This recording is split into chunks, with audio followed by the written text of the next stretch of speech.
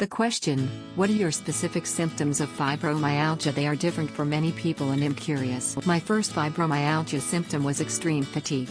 I was diagnosed with vitamin D deficiency and given a prescription to boost my levels. Around the same time, I was having extreme pain in my right hand, which was diagnosed as carpal tunnel syndrome based on symptoms. This helped me overcome fibromyalgia. 2 more months passed, and my thyroid numbers went down, but I didn't feel any better.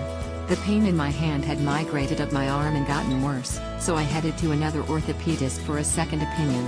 This one actually ordered testing, which found I didn't have carpal tunnel at all. The orthopedist didn't know what was causing my pain, so I was referred to a rheumatologist.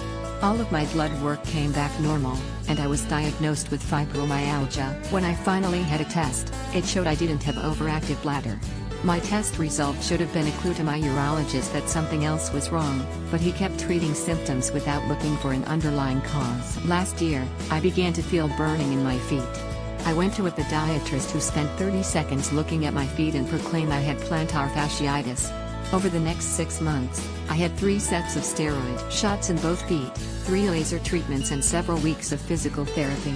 In the end, I sought a second and third opinion from 2 more podiatrists. These podiatrists ordered x-rays, an MRI and nerve conduction testing. The verdict? I didn't have plantar fasciitis. I was diagnosed with neuropathy and referred to a neurologist. The podiatrists wanted the neurologist to do a thorough blood workup to see if he could identify the underlying cause for my neuropathy. The neurologist glanced at my previous lab results, saw that I didn't have diabetes and hadn't had chemotherapy, and diagnosed me with idiopathic neuropathy, meaning the cause is unknown. It was just another fibromyalgia symptom, he said. When I asked for the testing recommended by my podiatrists, the neurologist said it was too expensive and refused to order the tests.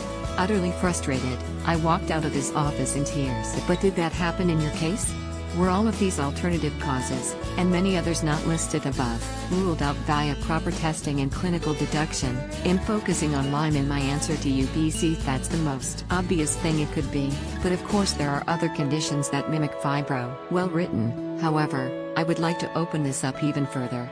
Because Lyme disease also falls into a much larger category, one that most people do not realize has become a huge, invisible elephant in their health, and that of their family. The average woman is subjected to 515 toxic chemicals, from industrial strength degreasers to carcinogenic and hormone-altering substances in their body care products every day. Check out the link below for a guide on long-term remission or to join in with the community.